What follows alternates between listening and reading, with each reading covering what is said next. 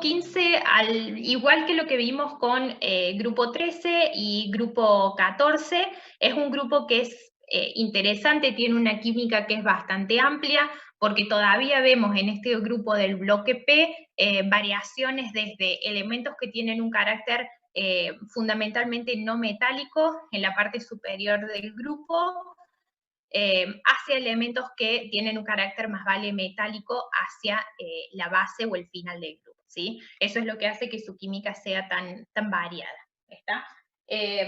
Seguramente, como han notado, a partir del teórico, en este grupo, ¿a quién le prestamos más atención? Y normalmente a nitrógeno y fósforo, son en aquellos dos elementos donde nos vamos a concentrar un poquito más, y de igual manera en los compuestos derivados, y después arsénico, antimonio y bismuto los tratamos así un poco más genéricos, agrupados los tres, ¿sí? Entonces, para el grupo 15 comenzamos, como siempre, en el seminario por analizar un poco las tendencias, que ese ejercicio es el que les queda siempre a ustedes para que lo puedan ver. El ejercicio 17 es pura y exclusivamente teórico, les pide ordenar justificando su respuesta las formas alotrópicas del fósforo según reactividad creciente. Esto lo vieron, por las dudas, aún no cambié de filmina, ¿sí? Porque no es el primero de los ejercicios que vamos a ver, pero se los aclaro para que lo tengan presente. Lo vieron bastante en detalle con el profe en el teórico. Recuerden que el fósforo tiene tres formas alotrópicas, que son el blanco, el rojo y el negro. Con el profe en el teórico vieron la estructura de cada uno de ellos, y también vieron cuál es la reactividad de cada una de esas formas alotrópicas y cómo ese grado de reactividad se relaciona con la estructura particularmente que tiene cada una de las formas alotrópicas, ¿sí? Entonces esa pregunta lo pueden responder desde el material que tienen en la filmina sin problemas. En cuanto al fósforo blanco, que por ahí es la forma que resulta un poco más interesante para nosotros porque es lo que consideramos como, o sea, es metestable, pero es la forma base para el fósforo 4. La vamos a tratar a su estructura un poquito más adelante en uno de los ejercicios posteriores, ¿sí? Comenzamos entonces con el ejercicio número 18, que es típico para, ya hace 2 o 3 guías más o menos, explique las siguientes afirmaciones, donde abarcamos varias cosas importantes que tienen que ver con la química del grupo, ¿sí? Entonces, como primera parte de este ejercicio, tenemos el amoníaco es más básico que la fosfina, ¿sí? Esto, acidez y basicidad, es un tema que hemos trabajado, perdón, es un tema que hemos trabajado en detalle previamente, así que me parece que ustedes ya tienen idea, mirando rápidamente estos esquemas, por dónde viene la justificación de esta afirmación, ¿sí? Cuando hablamos de basicidad, tanto para el amoníaco como la fosfina, estaríamos hablando de basicidad de Lewis, pero al mismo tiempo basicidad de Bronsted-Lowry. ¿Por qué digo esto? Porque en el caso del amoníaco, por ejemplo, el amoníaco tiene este par electrónico sin compartir ubicado sobre el átomo de nitrógeno, que obviamente va a hacer que esta especie se comporte como una base de Lewis, donde se va a donar este par electrónico sin compartir. ¿Y a quién se le va a donar? A una molécula de agua, por ejemplo, ¿sí? A partir de esa reacción, esta especie va a tomar protón, formando el catión amonio, nitrógeno, hidrógeno, 4 más, y va a liberar oxidrilo al medio, o sea que desde ese punto de vista lo podemos llegar a ver también como un comportamiento ácido-base de Bronsted-Lowry, ¿sí? Pero bueno, todo nace a partir de la disponibilidad que tiene esta especie sobre este par electrónico sin compartir. Ya lo hemos visto antes, que cuando este par electrónico sin compartir está más disponible, eso hace que la especie se comporte como una base de Lewis más fuerte, y cuando está menos disponible, esto hace que la especie se comporte como una base más débil. ¿Cómo analizamos la disponibilidad de este par electrónico sin compartir sobre el átomo de nitrógeno? Bueno, evaluando un poco cuáles son los momentos de cada uno de los enlaces y incluso el momento total de la molécula. ¿Está? En este caso, fíjense que acá están puestos tanto para amoníaco como para fosfina las electronegatividades de Pauling de cada uno de los elementos, que ustedes lo tienen en la guía de seminarios. Y si nos fijamos, en el caso del amoníaco, como el nitrógeno es más electronegativo que el hidrógeno, los momentos de cada uno de los enlaces van a apuntar hacia el nitrógeno, o sea que nosotros en el átomo central, en este caso, vamos a tener una concentración de una densidad parcial negativa. ¿Y eso qué hace? Eso hace que este par electrónico sin compartir justamente esté más disponible como para ser cedido a otra especie. ¿Está? Obviamente el amoníaco se comporta como base y ustedes pueden encontrar una KB relacionada con el mismo. ¿Qué pasa en el caso de la fosfina? ¿Y cuál es la diferencia? Cuando nosotros, fíjense que las estructuras son exactamente semejantes una con la otra, la única diferencia es que cambiamos el átomo central por el nitrógeno, en lugar del nitrógeno tenemos fósforo. Cuando cambiamos por fósforo, el fósforo ya tiene una electronegatividad que es bastante parecida al hidrógeno. Nosotros acá un 2,2 y un 2,1 podríamos decir si quisiéramos que prácticamente estos enlaces fósforo-hidrógeno casi que no están polarizados. Pero bueno, si vamos a seguir la diferencia de electronegatividad en sentido estricto, el hidrógeno tiene una electronegatividad que es mayor a la del fósforo. Entonces, si tenemos que dibujar los momentos de enlace, los vamos a dibujar hacia el hidrógeno. ¿Eso qué quiere decir? Que sobre el átomo central tenemos una densidad de carga parcial positiva. ¿Está? ¿Qué pasa? Esa densidad de carga parcial positiva no le sienta bien al fósforo, porque el fósforo, si bien no es de lo más electronegativo que hay, tampoco es un elemento electropositivo, ¿sí? Tiene una electronegatividad 2,1 que es bastante considerable. Entonces, obviamente, el fósforo acá no va a sentirse estable con esa densidad electrónica positiva. Entonces, justamente se va a aferrar más a este par electrónico sin compartir, cosa de intentar compensar un poco el efecto deficiente que le está generando estar enlazado con 3 hidrógenos. Si este par electrónico está más aferrado, más enlazado hacia el fósforo, entonces obviamente va a estar menos disponible para ser cedido a otra especie, ¿sí? Con lo cual, si ustedes comparan, la fosfina puede llegar a trabajar como base, pero es una base que es mucho más débil que el amoníaco, ¿sí? Eh, una deducción o una explicación que en general ya hemos trabajado previamente aplicado a otras moléculas, como por ejemplo nitrógeno e hidroxilamina que lo hemos hecho previamente, ¿sí? Vamos a ver qué pasa en la parte B. En la parte B tenemos que el amoníaco tiene un punto de ebullición que es mayor que la fosfina en este caso, o fosfuro de hidrógeno, dependiendo el nombre que ustedes quieran considerar, pero es exactamente lo mismo. Esto también es, volvemos sobre lo mismo, son conceptos que hemos trabajado previamente. Esto es lo que yo les decía en otras oportunidades. Cuando uno empieza a ver o analizar química descriptiva de los grupos, yo sé que es un poco abrumador, son muchos conceptos, son muchas cosas distintas, muchas explicaciones, pero fíjense que pasado un cierto punto, siempre volvemos a hacer referencia a las mismas cosas, a los mismos conceptos.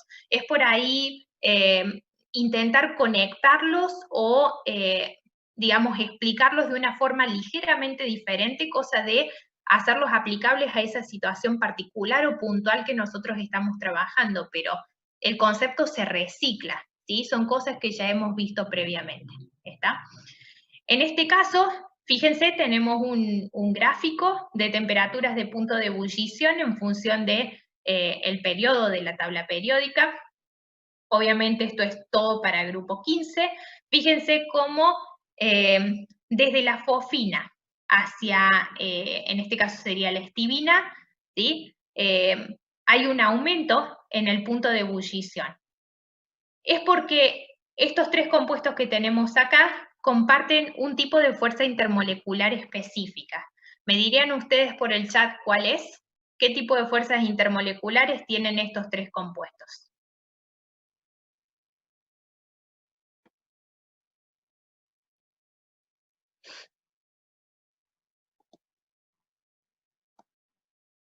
Excelente, tienen dipolo-dipolo porque todos comparten la estructura que vimos recién para la fosfina o para el amoníaco, ¿sí? Todas las estructuras son iguales. Estamos hablando de una geometría electrónica de tipo tetraédrica y una geometría molecular de tipo piramidal. O sea que son estructuras que son polares, moléculas polares, por lo tanto, las fuerzas de magnitud principal, porque recuerden que siempre las fuerzas de London siempre están presentes, las de magnitud principal en este caso van a ser fuerzas de tipo dipolo-dipolo.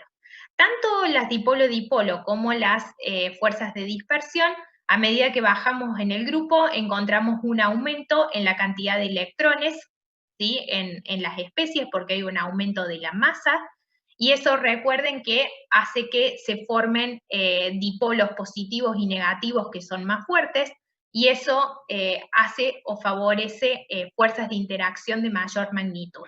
Entonces, a medida que nosotros bajamos en el grupo, nos encontramos con un punto de ebullición creciente. ¿Qué pasa para la primera parte o qué pasa con el amoníaco en particular? Que es un comportamiento que van a ver parecido también, por ejemplo, en el grupo 17, cuando trabajemos con los halogenuros de hidrógeno, o en el grupo 16 incluso también que sigue, van a ver un comportamiento que es igual a este porque va a haber una diferencia con el agua, o en el grupo de los halógenos con el ácido fluorhídrico, con el fluoruro de hidrógeno. Es exactamente el mismo comportamiento. Y eso es porque tanto en grupo 15 como en grupo 16 como en grupo 17, esta primera especie va a tener la capacidad de formar interacciones de tipo puente hidrógeno, que es lo que estamos viendo acá al costado.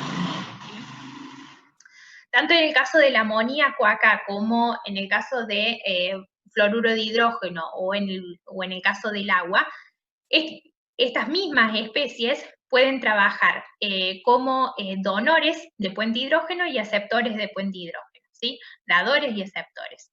Por ejemplo, en el caso del amoníaco, acá vemos que esta molécula a la izquierda está actuando como un dador de puente hidrógeno, ya que tenemos el hidrógeno que está unido a un átomo fuertemente electronegativo, como es el nitrógeno en este caso, y a su vez otra molécula de amoníaco está funcionando como aceptora de la interacción puente-hidrógeno, ya que estamos teniendo el nitrógeno, que es el mismo átomo central de estas moléculas, que tiene un par electrónico sin compartir, que puede estar interaccionando con el hidrógeno de la parte dadora. La misma situación vamos a encontrar, como les decía, en el caso del agua para el grupo 16 y en el caso de fluoruro de hidrógeno para grupo 17. ¿Sí? Esta interacción que tenemos puente hidrógeno, recuerden que sería en este caso la interacción de mayor magnitud, no es el único tipo de interacción. Estas moléculas de amoníaco son moléculas polares, o sea que también tenemos interacciones tipo dipolo-dipolo y de dispersión. Nada más que recuerden que siempre hacemos referencia a aquellas de mayor magnitud. Como las interacciones puente-hidrógeno son de mayor magnitud que las dipolo-dipolo que vemos en el resto de las especies, entonces es lógico que el amoníaco tenga un punto de ebullición que va a ser mayor a los hidruros del resto del grupo. Porque simplemente necesitamos dar mayor temperatura, es decir, dar mayor energía al sistema para pasar del estado líquido al estado gaseoso. Fíjense que los puntos de ebullición en general son bajos para todos los hidruros del grupo, nada más que, bueno, para el amoníaco estamos hablando de menos 33 contra la fosfina que hablamos de un menos 88. ¿Sí? Veamos qué pasa en la parte C, y ahora ya hablamos un poquito más específicamente de características que son propias del grupo 15. En la parte C La afirmación dice que el nitrógeno 2, es más inerte que el fósforo 4. Si nosotros tenemos que hablar de reactividad de una especie, necesitamos indiscutiblemente analizar cuál es la estructura que está teniendo esa especie, porque en base a la estructura nosotros vamos a ser capaces de encontrar cuál es el origen de esa reactividad o cuál es el origen de la inercia química. Y recuerden que con inercia química nos referimos a una especie que justamente no tiende a reaccionar, ¿sí? No tiene tendencia a reaccionar. En este caso, dentro del mismo grupo, seguido un periodo del otro, tenemos dos especies que se comportan completamente diferentes, ¿sí? Nitrógeno 2 contra fósforo 4. Por supuesto, el nitrógeno 2 es muy particular porque ya sabemos que es cabeza de grupo y eso hace que tenga una química que en esencia es diferente al del resto de los elementos, ¿sí? De ese mismo grupo. ¿Cuáles son las características del nitrógeno como cabeza de grupo? Las mismas que hemos visto, ¿sí? Para el carbono en el caso del grupo 14 o para el boro en el caso del grupo 13. El átomo en sí es un átomo que es muy pequeñito, nitrógeno como tal, y ese átomo, al tener un tamaño tan pequeño, ¿qué hace? Que solapamientos de tipo lateral, que fue algo que trabajamos bastante la semana pasada, estén favorecidos, es decir, solapamientos laterales se puedan realizar de forma sencilla, ya que un átomo se puede aproximar bastante bien con el otro, entonces el solapamiento lateral se produce sin problemas y esto ¿qué genera? Genera enlaces múltiples. En el caso del nitrógeno 2 particularmente, ya lo hemos visto en enlace covalente, cuando trabajamos con la molécula diatómica homonuclear, si ustedes hacen el diagrama de orbitales moleculares y calculan el orden de enlace, se van a encontrar con que el orden de enlace es igual a 3, o sea que estamos teniendo un enlace triple entre nitrógeno y nitrógeno, de los cuales uno de ellos clasificamos como sigma y los otros dos como pi. ¿Sí?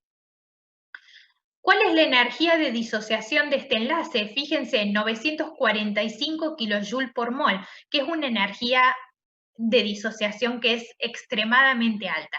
Por supuesto positiva, porque si estoy hablando de energía de disociación, es una energía que yo tengo que proporcionar al enlace para poder romperlo, ¿sí? ¿Qué tiene que ver esto con la reactividad? Bueno, pensemos que nosotros a la molécula de nitrógeno 2 tenemos que romper de alguna manera este enlace triple como para poder hacerla reaccionar y que forme algún otro compuesto. Entonces, hay una relación directa entre la energía de disociación de este enlace y la facilidad con la que la molécula va a reaccionar. En este caso, como me cuesta tanta energía poder romper ese triple enlace, justamente esto se relaciona de forma directa con la inercia química que tiene la molécula.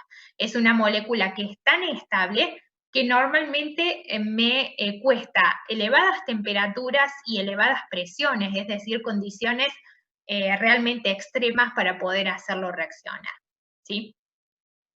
Fíjense, acá hay algunos ejemplos. Con este enlace triple y con esta elevada energía de ionización, también podemos relacionar altas energías de activación. Entonces, desde un punto de vista cinético, las cinéticas de las reacciones con nitrógeno 2 son normalmente muy lentas, incluso cuando trabajamos a condiciones extremas, ¿sí? Para poder generar la ruptura de este enlace nitrógeno, normalmente necesitamos agentes reductores que sean potentes, ¿sí? Condiciones extremas, como ya habíamos dicho recién, altas temperaturas, altas presiones. Y también si quisiéramos hacerlo participar de un proceso redox, es bastante difícil porque cuando armamos el diagrama de orbitales moleculares del nitrógeno 2, vamos a ver que hay una diferencia energética importante entre el orbital HOMO y LUMO, que son normalmente los relacionados con la reactividad de la especie, y entonces eso dificulta obviamente procesos que involucren transferencias de tipo electrónica, ¿sí? Veamos qué pasa en el caso del fósforo, es completamente distinta la situación. En el caso del fósforo, ustedes ya tengan presente que estamos en periodo número 3, o sea que ya el fósforo estamos hablando de un átomo relativamente grandote, demasiado grandote como para poder hacer enlaces múltiples consigo mismo. Recuerden lo que hablábamos la clase pasada con el silicio para el grupo 14.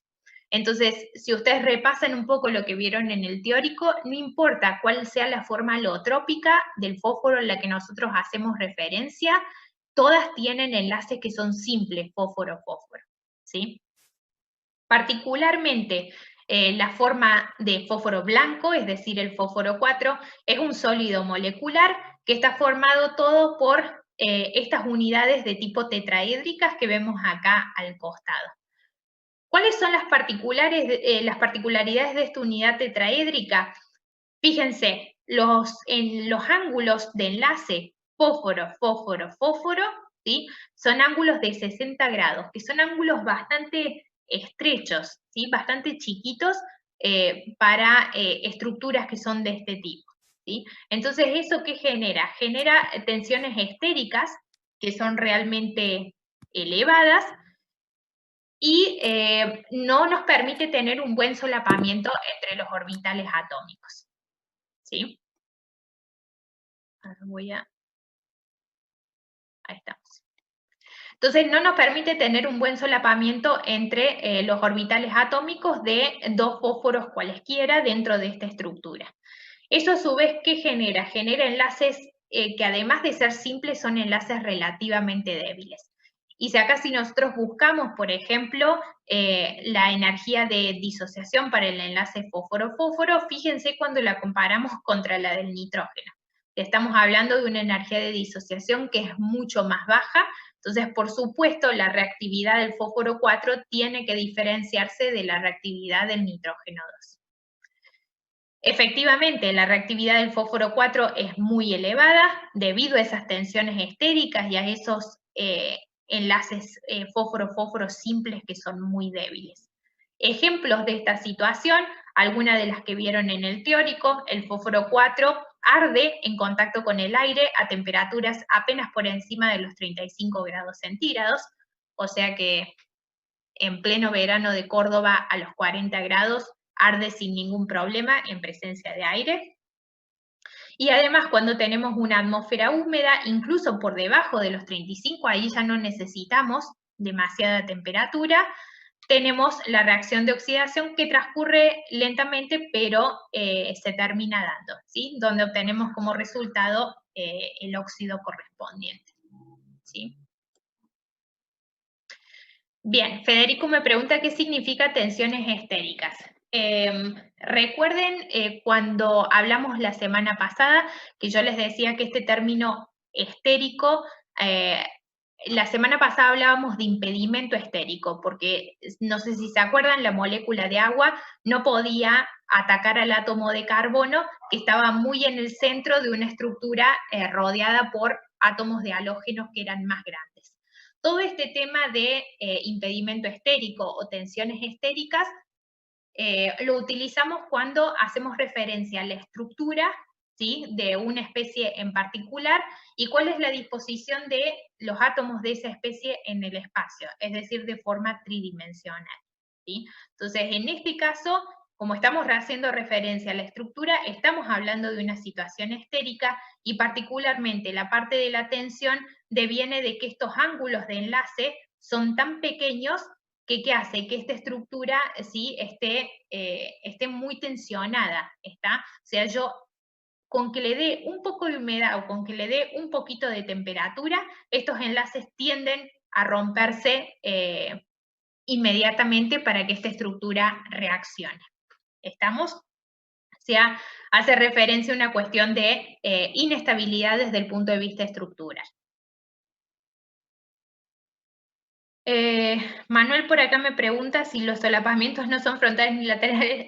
Es una buena pregunta porque por ahí uno ve esto y no se imagina cómo son estos solapamientos porque están a 60 grados uno con el otro. En realidad son enlaces simples, Manuel, o sea que son solapamientos de tipo frontales, o sea, son solapamientos sigma. Lo que pasa es que por ahí entiendo que acá es un poco complicado de verlo, pero vos imagínate que en el centro de cada uno de estos átomos de fósforo tenés un sistema ortogonal coordenado y siempre vas a encontrar otro fósforo con el cual puedas solapar alguno de los orbitales de forma frontal, ¿sí? Para generar estos solapamientos simples de tipo sigma. Luciano me pregunta a qué se debe la reducción del ángulo, comparando amoníaco y fosfina. Bien, en estructuras previas. Ahí, bueno, yo creo que no tenía más nada para decir al respecto, o sea que puedo volver hacia atrás. Luciano me está preguntando particularmente por acá, donde en el caso del amoníaco tenemos un ángulo de 107,8 y en el caso del fósforo un ángulo de 93, es una buena observación. Se debe particularmente, Luciano, al tamaño que tiene el átomo central, ¿sí? En el caso del nitrógeno, nuevamente estamos lidiando con un átomo que es relativamente pequeño, entonces cuando vos le pones 3 hidrógenos alrededor, esos hidrógenos se repelen un poco más uno con el otro porque están más cerca debido a que el nitrógeno es más pequeñito. En el fósforo, como es más grande, esos 3 átomos de hidrógeno pueden, ¿sí?, separarse un poco más uno del otro, y entonces, en términos de enlace me refiero, ¿verdad?, de longitud de enlace, entonces eso hace que los ángulos puedan acercarse un poquito más, ya que como esto es un poco más largo tal vez, hidrógeno con hidrógeno no se repele tanto, ¿sí? Perfecto. Bien, ¿estamos entonces? ¿Alguna duda sobre la parte de acá de reactividad? Pero vuelvo a repetir, se relaciona todo desde el punto de vista estructural y las energías de disociación son valores numéricos o cantidades cuantitativas que nos dan una buena idea de la reactividad con la cual estamos lidiando en cada caso. Vamos a la parte D, que vendría a ser la última de las afirmaciones de este ejercicio. El fósforo forma un pentacloruro, mientras que el nitrógeno y el bismuto no. Antes de que cambie de filmina, ¿sí?, ¿a alguien se le ocurre por qué el nitrógeno o por qué el bismuto no estarían formando pentacloruros? Les recuerdo por las dudas, estamos en grupo 15, los estados de oxidación. El estado de oxidación que nosotros esperaríamos sería un +5, ¿sí? Por efecto de par inerte podemos observar también estados de oxidación +3, o sea que los elementos del grupo 15 pueden llegar a formar tanto trialogenuros como pentalogenuros. Excelente. Por acá Luciano hace referencia a por qué el nitrógeno no forma pentacloruros. El nitrógeno es un elemento que pertenece al segundo periodo, o sea que no tiene orbitales D disponibles cercanos en energía. Eso hace que no pueda formar un pentacloruro. Recuerden que para un pentacloruro nosotros necesitamos mínimo 5 enlaces, ¿sí?, con el cual podemos unir al átomo central cada uno de los halógenos, de los 5 halógenos, y para tener 5 zonas de elevada densidad electrónica acomodadas y distribuidas de forma simétrica en el espacio, necesitamos 5 orbitales híbridos, los cuales generaremos a partir de la combinación de un orbital S con los 3p y con 1d. Si nosotros no tenemos orbitales D para disponer, no podemos generar la hibridación que necesitamos para poder formar un pentacloruro, ¿sí?, por ejemplo. Y en el caso del bismuto, antes que por el tamaño, otra cosa que es muy característica de estos grupos para los últimos elementos, par inerte. Exacto. El bismuto tiene un comportamiento que es más del tipo metálico, ya estamos en la zona de los 6s, esos 2 electrones 6s, recuerden que son menos reactivos de lo que nosotros estaríamos esperando, entonces el bismuto va a tener un estado de oxidación +3, que va a ser en realidad más estable que el estado de oxidación +5 que nosotros esperamos para el resto del grupo, ¿sí? Entonces ahora, si pasamos la filmina, ven un poquito esta explicación que hacíamos recién. Acá tenemos el pentacloruro, que fíjense tiene una geometría molecular igual a la geometría electrónica, es una bipiramidal trigonal. Y acá, esto es lo que yo les decía, tenemos 5 enlaces que los conseguimos con una hibridación de tipo sp3d. El nitrógeno, al no tener orbitales D que son disponibles o accesibles, no puede generar esta hibridación y no puede formar un pentacloruro como en este caso. Al margen, además, de que también le podríamos sumar como explicación, de que el nitrógeno, al ser tan pequeñito por ser cabeza de grupo, hay bastante, y de vuelta utilizamos el término, impedimento estérico, en el sentido de que hay mucha repulsión si yo quiero acomodar 5 halógenos que son más grandotes alrededor de ese átomo que es tan pequeñito como en el caso del nitrógeno. O sea que esas dos cosas combinadas hacen que no podamos tener pentacloruro. Por supuesto, si ustedes tienen que hacer una explicación de este tipo en un examen, me interesa mucho más que nombren el tema de los orbitales D, porque debido a la falta de los orbitales D, a la ausencia de estos orbitales, es que realmente no se puede generar una estructura como esta. ¿Sí? Eso es lo más importante. Bien, que acá lo tenemos. Y luego en el caso del bismuto, fíjense, esto es lo que hablábamos, comportamiento metálico, efecto de tipo par inerte, o sea que el estado más 3 es el más estable para el bismuto, por lo tanto va a tener una tendencia a formar trialogenuros. Yo creo que del bismuto se conoce el pentafluoruro de bismuto, pero es una especie que es bastante inestable, así que eso es como una excepción. El resto son todos trialogenuros. Y otra razón es que si ustedes van a los diagramas de Latimer y se fijan qué pasa en la zona de cloro-cloruro y en la zona de bismuto más 5, más 3 y bismuto 0, fíjense que si nosotros queremos combinar bismuto con cloro, el bismuto 3 más no puede ser oxidado hasta bismuto 5, por lo menos no solamente por cloro, ¿sí? Fíjense que acá el bismuto más 5 es un agente oxidante muy, muy potente.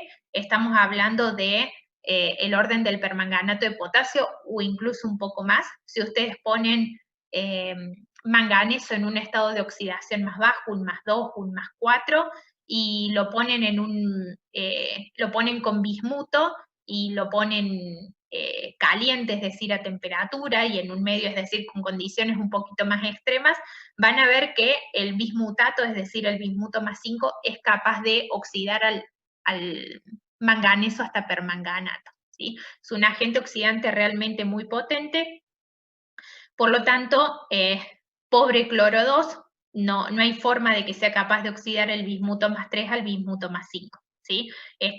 Este potencial de celda no da positivo, ¿sí?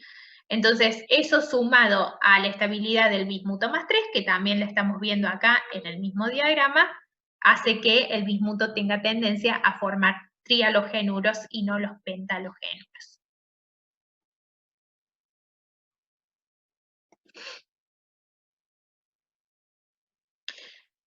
Sí, por eso podemos llegar a tener un pentafluoruro de bismuto, pero de todas maneras hay que tener condiciones que son bastante particulares, ¿sí? O sea que tendría que verificar, a ver, tengo por acá el diagrama, tendría que verificar si en el Latimer se va a ver, que no estoy del todo segura. Sí, si vamos de flúor 2 a fluoruro, o sea, sustituimos acá el diagrama del cloro por el flúor, en medio ácido estamos con un 3,053 o en un medio básico con un 2,866. O sea que en el caso del flúor sí puede y bueno, las condiciones particulares hacen que este bismuto pueda llegar hasta más 5 y es por eso el único pentalogenuro que en realidad se conoce para el bismuto. Sí. Bien.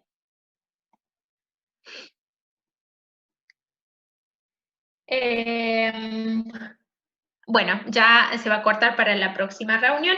Mientras tanto, les comento, el ejercicio 19 no lo vamos a hacer, ese queda para ustedes, pero fíjense más de lo mismo. Tenemos analice la estructura y el carácter básico de amoníaco, hidracina e hidroxilamina, que es en esencia parecido a la comparación que estuvimos haciendo entre amoníaco y fosfina. Ustedes van a ir viendo cuáles son los momentos de enlace, cuál es el momento global o resultante de la estructura, y en función de eso analizan la disponibilidad del par electrónico como para que la especie se comporte como base, ¿sí? Eso es lo que deberían hacer en ese ejercicio. Y el ejercicio 20 es nada más que un ejercicio para calcular delta H estándar de reacción para la combustión de la dimetilhidracina y la hidracina. Y van a comparar cuál de los dos es mejor combustible. Algo que me olvidé de comentarles que por ahí les puede servir, en el ejercicio 19, donde tienen que contrastar las bases, esto ustedes lo pueden buscar, pero por ahí la hidroxilamina es un poquito más difícil de hallar. Les doy cuáles son los órdenes de las KB, es decir, no los valores exactamente, pero sí el orden, como para que ustedes ajusten, por supuesto, su explicación a esos valores que son los experimentales. El amoníaco, ustedes en realidad la KB la conocen exactamente, saben que es 1,8 por 10 a la menos 5, ¿sí? O sea que el orden es de 10 a la menos 5. La hidracina tiene una KB del orden de 10 a la menos 7, o sea, más chiquita, y la hidroxilamina tiene una KB del orden de 10 a la menos 9, ¿sí? O sea, la más chica de todas. Eso les da a ustedes una idea un poco de cuál es la fuerza de cada una de las bases. Y para el ejercicio 20, si quieren contrastar resultados, les digo lo que me dio a mí los delta H de reacción, como para que puedan comparar. El delta H estándar de reacción para la combustión de 1 mol de hidracina, a mí me dio menos 534,6 kilojoule, y para la combustión de 1 mol de dimetilhidracina, menos 1798 kilojoule. Ahí lo que les recomiendo a ustedes que hagan, no solamente calculen el delta H estándar de la reacción, sino que asócienlo a 1 mol de hidracina o a 1 mol de dimetilhidracina, y luego calculen los delta H por unidad de masa, porque ustedes tengan presente que la hidracina y la dimetilhidracina tienen masas molares que son bastante diferentes una con la otra. Entonces, si bien la dimetilhidracina tal vez da un delta H de reacción que es mayor, la masa también que uno está poniendo por mol es más alta. Entonces, en este caso, cuando uno quiere hacer un contraste de este tipo, está bueno calcular lo que se llama una entalpía específica, que es la energía liberada por gramo o por unidad de masa de cada uno de los compuestos. ¿Sí? Sí, negativo en ambos casos. ¿Sí? Son combustibles, o sea que es energía liberada, ¿sí? Exotérmicos. Bien. Vamos con el ejercicio 21. El ejercicio 21 tiene dos partes, vamos a hacer solamente la primera porque la segunda es teórica y ya algo en realidad hemos discutido.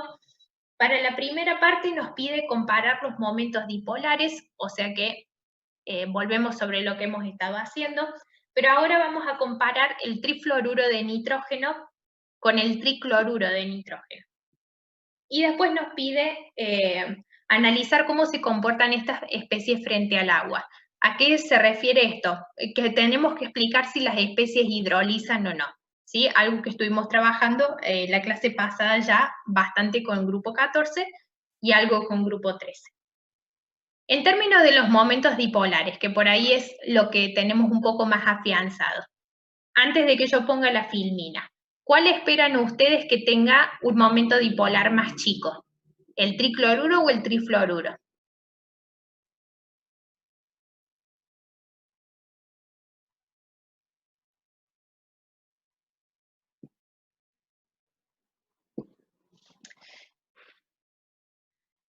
cuidado, más chico, ¿no?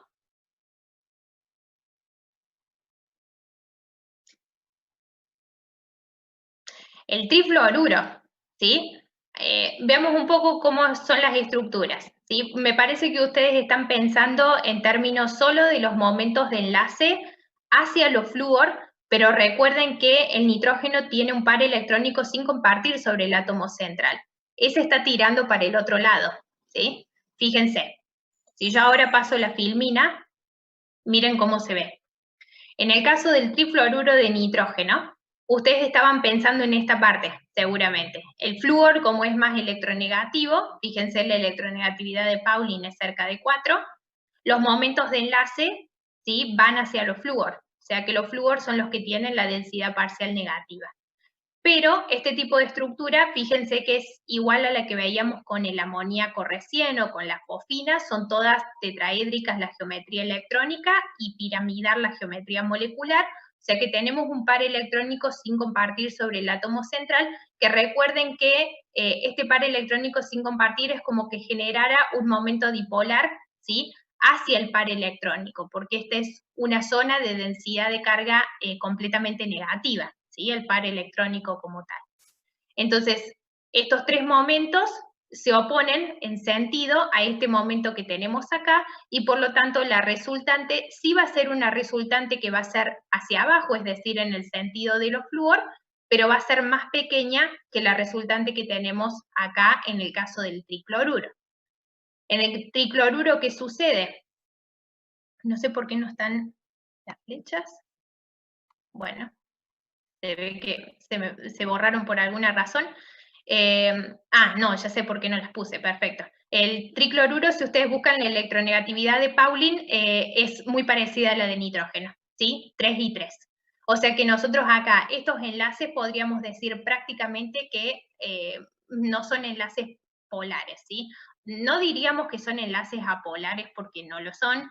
Dependiendo de la bibliografía, ustedes pueden llegar a encontrar un 3,05 acá. O sea, los elementos son diferentes. Entonces, la densidad electrónica no va a estar distribuida de la misma manera. No me importa si las electronegatividades son exactamente iguales.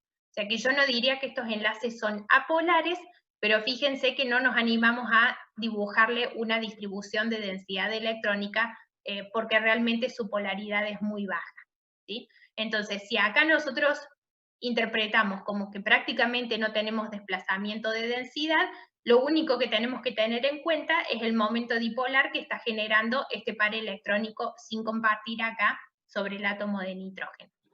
O sea que la resultante que tenemos es una resultante hacia arriba y fíjense que si ustedes comparan la magnitud, recuerden que esto es en debye, que es culombio por metro, tenemos 0,39 para el tricloruro de nitrógeno contra un 0,24 para el trifluoruro de nitrógeno, ¿sí? Si nosotros queremos hablar de cómo es el comportamiento de base en este caso, acá, para el trifluoruro de nitrógeno, obviamente este par electrónico sin compartir sobre el átomo de nitrógeno va a estar mucho menos disponible que en el caso del tricloruro. Acá en el caso del trifluoruro, los flúors están retirando densidad electrónica del átomo central y el nitrógeno, para poder compensar eso, se aferra más al par electrónico sin compartir, o sea que está menos disponible. Está tan poco disponible al punto de que esta especie directamente no tiene comportamiento como base de Lewis, a pesar de que tenemos un par electrónico sin compartir, ¿sí? Y en el caso del tricloruro, si bien el nitrógeno no toma densidad del cloro, bueno, el cloro tampoco está tomando densidad del nitrógeno, o sea que el nitrógeno puede llegar a disponer un poco más de este par electrónico sin compartir para trabajar, para que la especie trabaje como base. De todas formas, como estos no son grupos que donan densidad electrónica, como para el que el nitrógeno disponga realmente de este par electrónico, o sea, estos cloros no donan densidad, el comportamiento que tiene esta especie, si bien es como base, es una base de Lewis que es muy débil. Tampoco es que el nitrógeno acá está cediendo este par electrónico sin compartir sin ningún tipo de problema, ¿sí? Como les decía recién, distinto sería la situación si acá yo tuviera grupos que donan electronegatividad o densidad electrónica. Recuerden el caso de los metilos, por ejemplo, que vimos allá por el tema de ácido-base, aquellos grupos que tienen una donación que es positiva o retiran, ¿sí? Tiene un efecto negativo. Los metilos tenían un efecto positivo, donaban densidad electrónica. Si yo acá tuviera metilos que donaran densidad electrónica, bueno, entonces este nitrógeno por ahí estaría más cómodo con disponer un poco más de este par electrónico, ¿sí? Pero no en este caso. A pesar de que los cloros no retiran densidad electrónica, tampoco es una situación tan cómoda para que esto trabaje como una base de Lewis muy fuerte, ¿sí? Y vemos qué pasa con respecto a cómo es la hidrólisis de una especie con la otra. Dijimos entonces hidrólisis, comportamiento frente al agua. Y acá yo quiero que ustedes recuerden un poco lo que vimos la clase pasada.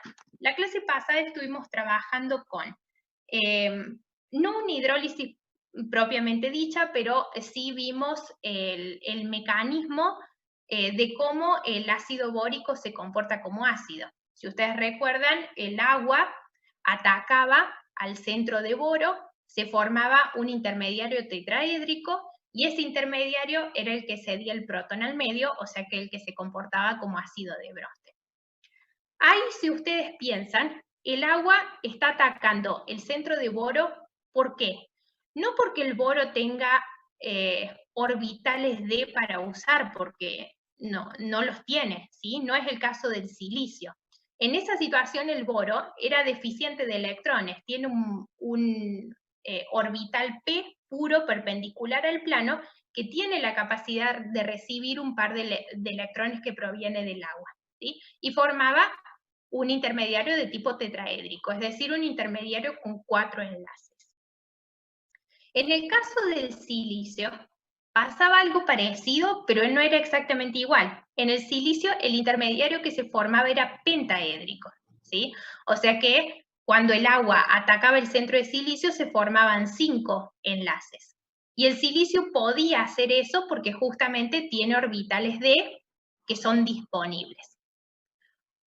Cuando los contrastábamos nosotros con, por ejemplo, el tetrafluoruro de carbono, el tetrafluoruro de carbono no hidrolizaba. ¿Y por qué? Porque si ustedes se fijan, no cumple ninguna de las dos condiciones. No es hipovalente como el boro y tampoco tiene orbitales D como el silicio. O sea que de ninguna forma podía generar estos intermediarios, ya sea tetra o pentaédricos, que permitieran que la reacción de hidrólisis se diera. ¿Qué pasa en una situación como esta? Acá nosotros tenemos tricloruro de nitrógeno. Ustedes podrían decir, bueno, si nosotros pensamos en el átomo central, que es donde el agua va a hacer el ataque, que es lo que hemos venido viendo desde la semana pasada, el nitrógeno no es deficiente en electrones, porque a pesar de que acá tenemos 3 cloros, recuerden que tenemos un par electrónico sin compartir sobre el átomo central, y como pertenece al segundo grupo, no tiene orbitales D disponibles. Entonces, uno, ¿qué pensaría en primera instancia? Que esto es parecido al tetrafluoruro de carbono y no hidrolizaría en presencia del agua. Pero fíjense que sí hidroliza. ¿Qué es lo que pasa en esta situación? Que difiere, por ejemplo, del trifluoruro de nitrógeno o del tetrafluoruro de carbono. Que el cloro, que está unido al nitrógeno, sí tiene orbitales D disponibles. Entonces, si bien el agua no puede atacar el átomo central, no importa, va a atacar el del costado. ¿Está? O sea que va a atacar al cloro. Fíjense, yo acá, bueno, por ahí no se puede ver del todo, voy a ir hasta el fondo.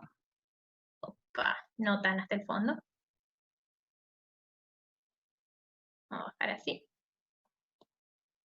Acá. Acá yo les busqué como para que lo vieran y fíjense cómo se diferencia el ataque a lo que vimos la clase pasada. Aquel agua, en lugar de atacar el átomo central, ataca los átomos periféricos, que en este caso son los de cloro, que sí tienen la posibilidad de disponer de orbitales D. Entonces se produce el ataque y ahora, ¿qué es lo que se va a formar? Si ustedes recuerdan, en el caso de silicio que veíamos la clase pasada, cuando el agua ataca el átomo central, por ejemplo el silicio, se forma el ácido silícico, ¿sí? O sea, el ácido del elemento al cual el agua ataca, más los halogenuros, ¿sí? Los hidruros de, ¿qué sería? Cloruro de hidrógeno, fluoruro de hidrógeno, ¿sí? Los halogenuros de hidrógeno. Acá, si el agua en lugar de atacar al átomo central, ataca al átomo periférico, se va a formar el ácido del elemento al cual el agua ataca, es decir, que se va a formar el ácido hipocloroso, y todo esto se sustituye por hidrógenos, o sea que nos da como resultado amoníaco. ¿Está? ¿Por qué se forma ácido hipocloroso? Podrían preguntarme ustedes. Bueno, por la carga formal que tienen los cloros acá. Acá ustedes recuerden que el nitrógeno es un poquito más electronegativo, ¿sí? O sea que el nitrógeno lleva el estado de oxidación formal -3 y los cloros llevan el estado de oxidación formal +1. Entonces ese +1 hace que se genere hipocloroso, ¿sí? Otra forma de verlo es la que tienen acá ustedes. El agua ataca el tricloruro de nitrógeno. El agua tiene una zona de densidad negativa, que es el par electrónico sin compartir. Ataca el cloro, que lo deja con una densidad de carga positiva, ¿sí? Y se produce todo esto como grupo saliente, que es el ácido hipocloroso, y nos deja como resultado el nitrógeno sustituido con los hidrógenos, que es el amoníaco. ¿Estamos? Hay una situación, en este caso, por ejemplo, estamos viendo tricloruro de nitrógeno. ¿Qué pasa con el trifluoruro de nitrógeno? Que yo no dije nada. Esta especie justamente no hidroliza, es muy parecida a lo que veíamos con el tetrafluoruro de carbono. ¿Por qué? Porque en este caso ni nitrógeno ni flúor disponen de orbitales como para poder recibir al agua y generar estos intermediarios, y tampoco ninguno es deficiente en electrones, ¿sí? Entonces no se cumple ninguna de las situaciones como para que la hidrólisis se dé. Luciano me pregunta.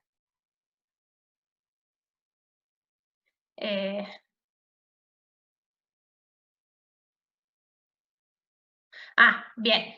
La pregunta de Luciano, ahí cierro una idea, Luciano, y lo tratamos. Lo que quería cerrarles es la idea un poco de este tema de la hidrólisis.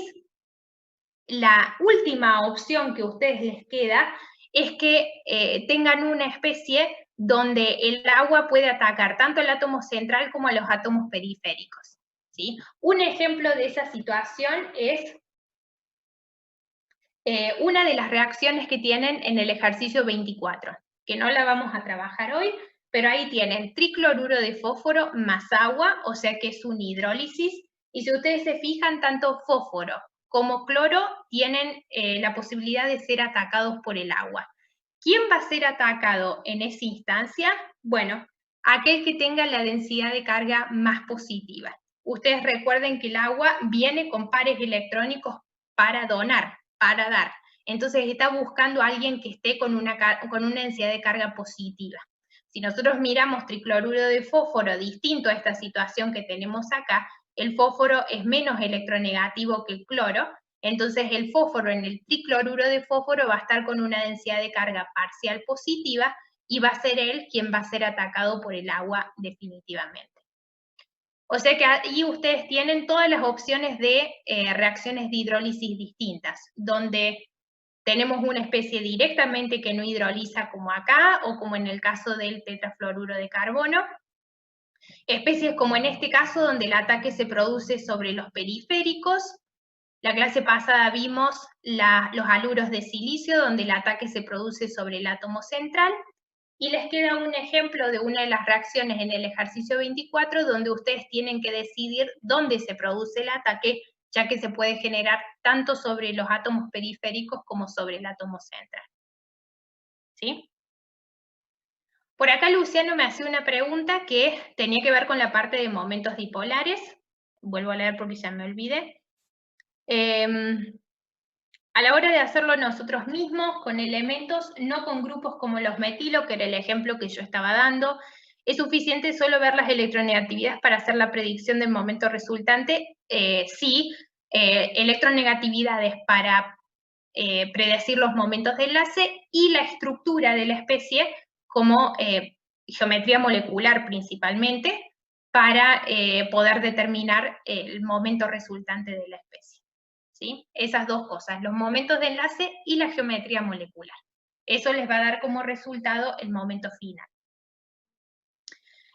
Manuel pregunta si entonces, siempre cuando el agua ataca al átomo periférico y este tiene orbitales D, se produce el ácido, siempre se va a producir, Manuel, un ácido más el haluro de hidrógeno, ¿sí? Es decir, ya sea fluoruro de hidrógeno, cloruro de hidrógeno, bromuro o ioduro de hidrógeno. El tema es, de acuerdo a quién ataque el agua, de ese elemento va a ser del cual se produzca el oxoácido, ¿sí?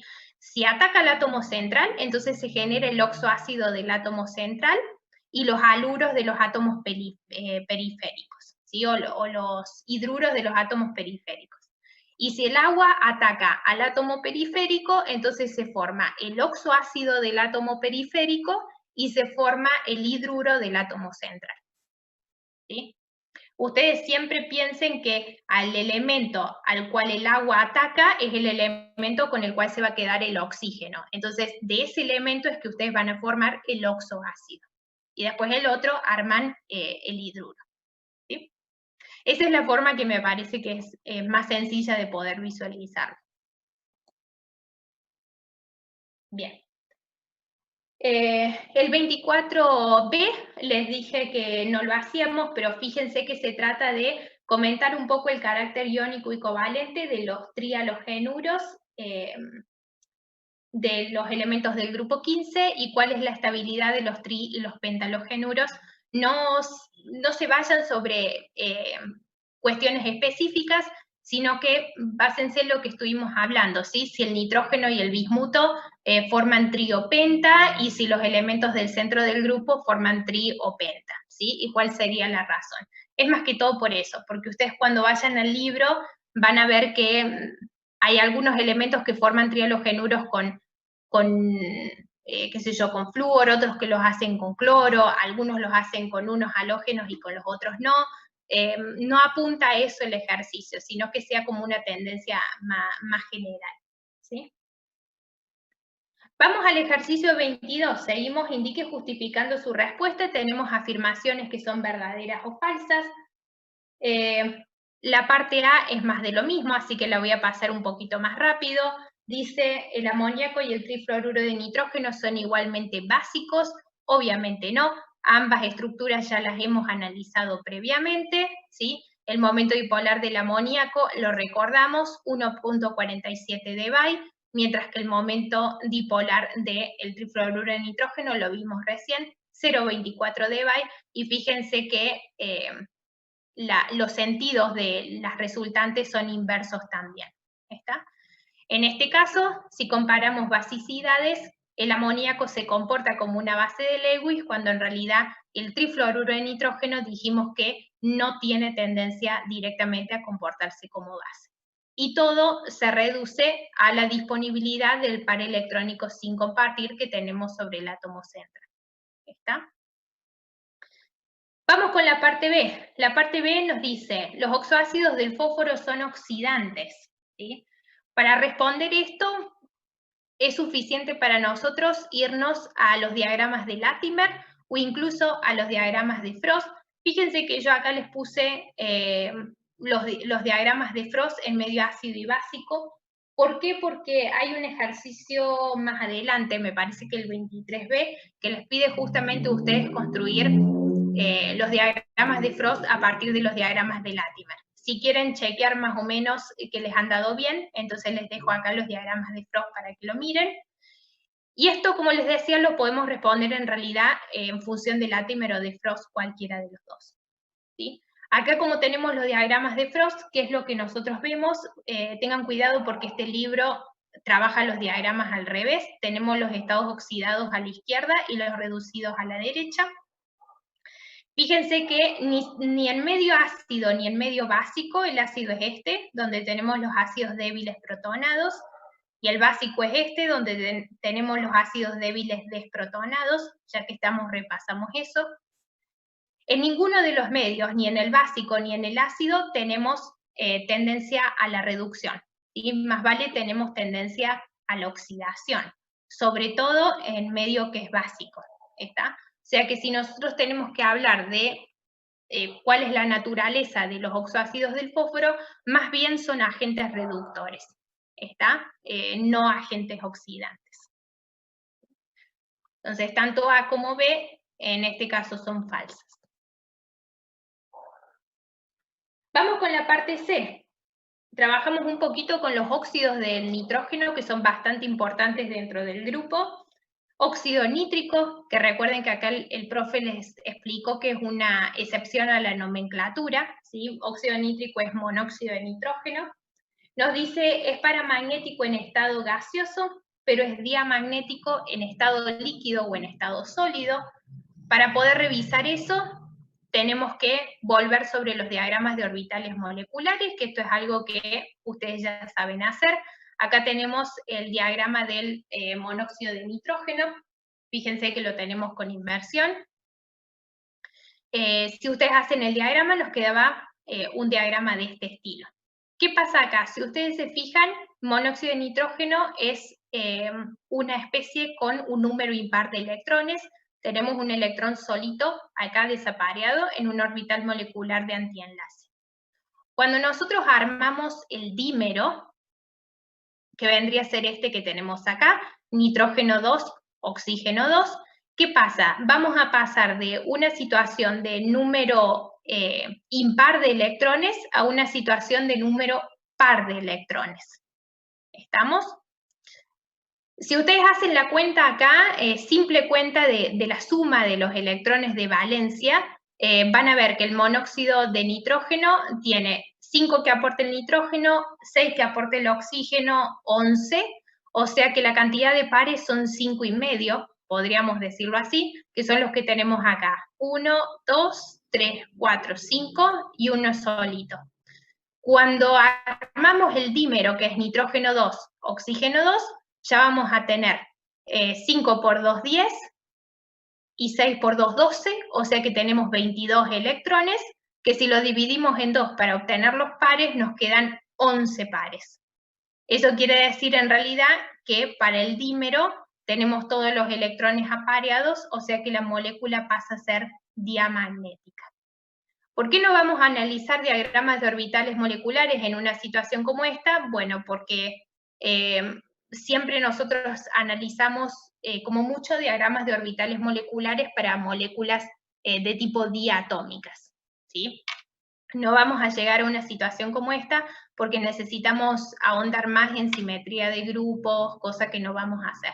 Pero bueno, esta cuentita que yo les hice recién es como para que puedan ver sencillamente que al formar el dímero los electrones se parean, ¿sí? Una aclaración, este dímero no es fácil de conseguir, solamente lo conseguimos a elevadas presiones, transformando el monóxido de nitrógeno a fase líquida o fase sólida, ¿sí? No es tan simple de conseguir.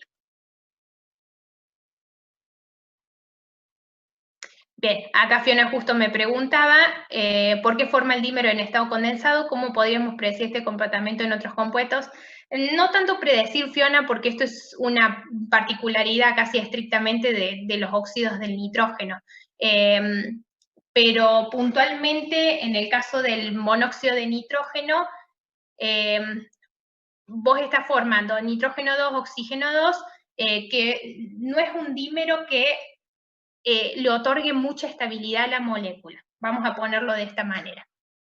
Pensemos, por ejemplo, bueno, tenemos el aviso de los 10 minutos, en nitrógeno 2, oxígeno 4, que vendría a ser el dímero de nitrógeno, oxígeno 2. Ese dímero nitrógeno 2, oxígeno 4, se consigue bastante fácil en fase gaseosa, tiene un color pardo, lo tienen ahí ustedes descrito en el teórico, y es un dímero que se consigue relativamente sencillo, o sea que lo vemos aparecer en la fase gas, y le confiere justamente estabilidad a la molécula. Una molécula que desde el punto de partida, nitrógeno, oxígeno 2, por ahí no es tan estable, por eso reacciona enseguida para originar el dímero.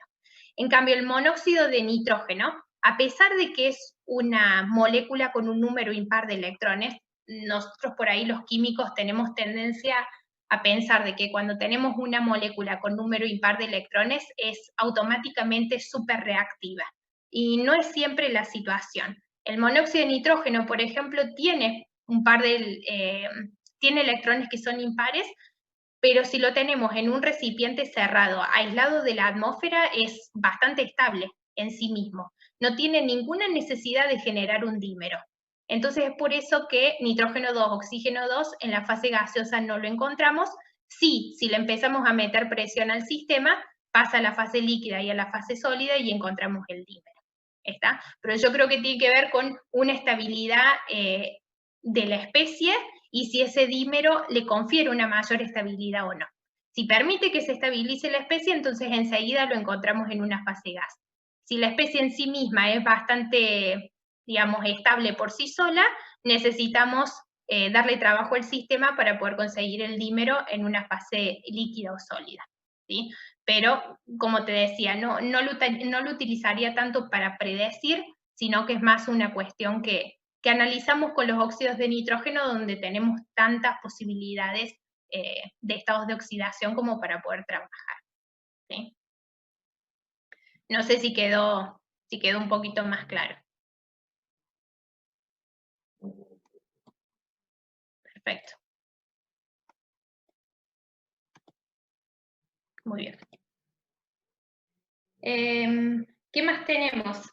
Y bien, acá tenemos la D, que esta también es algo que ustedes ya conocen, o sea que la podemos pasar más rápidamente. El enlace en el óxido nítrico, que era el que estábamos viendo recién, monóxido de nitrógeno, es más fuerte que, en este caso, siempre me olvido cómo se llama esto, el catión nitrosonio, ¿sí? Siempre me olvido cómo se llama. Que en el caso del catión nitrosonio, ¿sí? Acá tenemos el nitrosonio, que también lo hemos trabajado en enlace covalente. Fíjense que cuál es la diferencia entre uno y el otro. El catión nitrosonio es monovalente, o sea, tiene una carga positiva, así que perdemos este electrón que teníamos solito acá arriba, en el nitrosonio ya no lo tenemos más. Eso hace que el orden de enlace pase de un 2,5 a un 3, fundamentalmente porque estamos sacando el electrón de un orbital molecular de antienlace. Entonces, al sacarlo de un orbital molecular de antienlace, ayudamos a que la estructura se estabilice. ¿Sí? Y bueno, cuantitativamente, si ustedes lo quieren ver de forma directa, calculan el orden de enlace y enseguida se dan cuenta. Pero es importante que sepan que tiene que ver con la pérdida de este electrón que estaba de alguna manera inestabilizando la estructura. ¿Sí?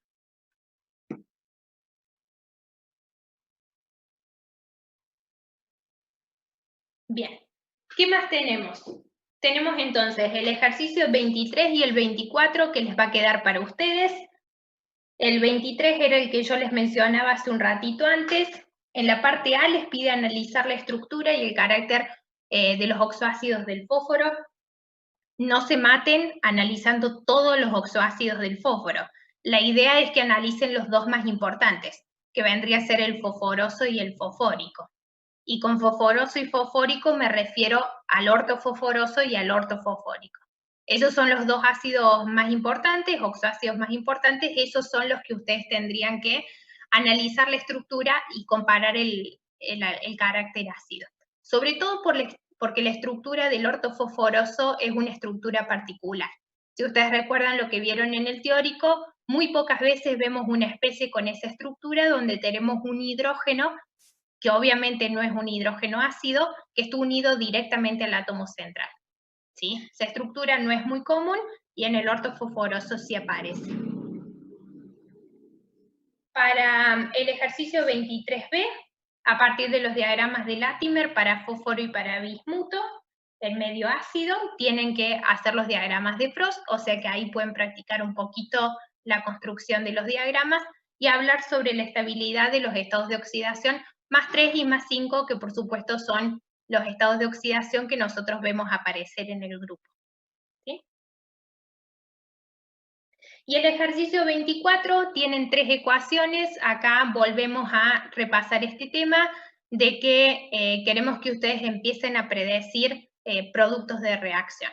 ¿Está? Yo ya les tiré la pauta con una de las reacciones, que es la del tricloruro de fósforo más agua, es una hidrólisis donde el agua tiene posibilidad de atacar fósforo y cloro. Entonces, si tiene posibilidad de atacar a ambos, recuerden que va a atacar a aquel que tenga la densidad electrónica positiva. ¿Por qué? Porque el agua tiene electrones para dar, o sea que necesita algo que se comporte como ácido de Lewis. ¿Sí? Y luego tienen otras 2 reacciones. Intenten ver de qué tipo de reacción se trata, y en función de eso van a poder ver cómo se comportan los reactivos para intentar generar productos. Es decir, si es una hidrólisis, si es una redox, si es un desplazamiento, si es un ácido base, deben identificar la reacción primero para poder predecir productos. ¿No? Y el ejercicio 25, que es el último que nos queda para el grupo 5, perdón, 15, que es lo mismo, 5B. Tenemos en un tubo de ensayo, se tiene una mezcla de nitrato, fosfato y arseniato. Está oxoácidos de 3 de los elementos del grupo 15. Nos pide proponer ensayos que permitan identificar cuál o cuáles aniones se encuentran presentes. En una situación como esta, ¿qué es lo que haríamos? Tomaríamos la muestra, la dividiríamos en 3 alícuotas diferentes y a cada alícuota le vamos a hacer una prueba distinta, y en función de eso vamos a tratar de identificar qué tipo de anión o qué aniones tenemos presentes. Por ejemplo, tomamos la primera alícuota, supongamos que nosotros sospechamos que tiene nitrato. Vale la aclaración, estos 3 aniones, tanto nitrato como fosfato como arseniato, son todos, en solución son todos incoloros, o sea que no detectaríamos nada particular para ninguno de ellos. Tenemos que analizar un poco la especie y ver qué es lo que podemos hacer con esa especie para intentar decir, bueno, puedo generar un ensayo de este tipo. ¿A qué me refiero? El nitrato, si ustedes se fijan, las especies del nitrógeno, tanto en medio ácido como en medio básico, es muy común ver en los libros los diagramas de Frost en ambos medios, tienen un comportamiento redox que es bastante interesante. Particularmente el nitrato funciona muy bien como un agente oxidante, ¿sí? Tiene bastante tendencia a la reducción. Entonces, si tiene tendencia a la reducción, ¿qué es lo que podemos hacer? Por ejemplo, lo podemos poner con algo que tenga tendencia a oxidarse, ¿sí? Lo que pasa es que grupo 1, grupo 2, la verdad que si hacemos un nitrato de un alcalino térreo, no vamos a ver absolutamente nada porque son sales que son completamente solubles, son blancas, y cuando son solubles son incoloras, o sea que no vemos nada. Entonces, lo más interesante que podemos hacer es ponerlo en combinación con un metal de transición, como por ejemplo el cobre, que nos dé, digamos, alguna idea de que cuando se está oxidando a cobre más 2, por ejemplo, vemos que la solución cambia de color. Entonces, típico experiencia donde nosotros en un medio que es bien ácido, tenemos nitrato, ponemos cobre metálico, el cobre se oxida a cobre más 2 y la solución pasa a tener un color azulado, y el nitrato se va a reducir a, fíjense, monóxido de nitrógeno, óxido nítrico, pero recuerden que el monóxido de nitrógeno en presencia de aire automáticamente nos da el dióxido, que tiene el color pardo que estamos viendo acá. Una reacción de identificación para cationes en general o para aniones que son muy comunes son las reacciones de precipitación. Si nosotros podemos generar algún precipitado que tenga un KPS muy bajo, o sea que realmente veamos nosotros que el precipitado se generó, y puntualmente que tenga un color específico, son reacciones que ayudan muchísimo para, como les decía, identificación de cationes y de aniones. ¿De qué manera ustedes pueden ver que algo precipita? Bueno, tienen tablas de KPS en la guía, o sea que de ahí tienen la oportunidad de generar distintos precipitados. Por supuesto, el color y el aspecto de esos precipitados los vamos conociendo a medida que vamos trabajando, sobre todo en la parte del laboratorio. Por eso el profe les dice que el laboratorio siempre acompaña tanto lo que hacemos en los seminarios como lo que hacemos en la parte teórica, ¿sí? Tampoco la idea es que precipitemos cualquier cosa. Si ustedes se van a la tabla de KPS, hay un montón de precipitados que tienen KPS que son extremadamente bajos. Pero lo ideal es que ustedes pudieran llegar a pensar qué es lo que conocen más común dentro de un laboratorio o qué es algo que a usted les suena que pueda llegar a ver en el laboratorio que tampoco es tan raro, porque muchas veces nos pasa que generan un precipitado en un ejercicio como este, y en lugar de por ahí pensar en lo que hacemos en el laboratorio, lo que ustedes tienen disponible en el laboratorio, generan un precipitado súper extraño, que no es que esté mal, pero no es con lo que uno está acostumbrado a trabajar. Entonces, si ustedes se fijan para los compuestos del fósforo en la tabla del KPS o para los compuestos del arsénico, van a ver que dos sales que tienen KPS que son extremadamente bajos, fíjense del orden de por 10 a la menos 20, es por ejemplo el fosfato de plata y el arseniato de plata. Y la plata es algo que nosotros en el laboratorio podemos agregar relativamente sencillo. Nosotros ya hemos trabajado con soluciones de nitrato de plata, por ejemplo. Entonces, si bien acá está puesto como catión, ustedes podrían pensar que en el laboratorio agarran la alícuota de esta muestra desconocida, preparan una solución de nitrato de plata y le agregan unas gotitas de nitrato de plata. Y entonces, si aparece un precipitado, que es de un color amarillo, como tenemos acá, es un amarillo patito, que depende de la concentración, lo que apareció fue fosfato de plata, o sea que lo que teníamos originalmente era anión fosfato. Y si aparece un precipitado que tiene un color amarronado, como vemos acá, o tirando a rojo ladrillo, que también depende un poco de la concentración, lo que precipitó fue arseniato de plata, o sea que lo que teníamos en el medio era arseniato. La idea es un poco que no se mareen con este tipo de ejercicios, parecido a lo que veíamos la clase pasada en grupo 14, en ese ejercicio donde hacíamos varias reacciones para descubrir que el elemento era calcio. Si nosotros planteamos un ejercicio de este tipo, no van a ser reacciones o compuestos extremadamente raros, van a ser reacciones y compuestos con los que hemos estado trabajando o particularmente cosas con las que hemos trabajado en el laboratorio que el profe les ha dado, por ejemplo, en la clase del lunes. Así que siempre la idea es que ustedes se basen en lo que conocen.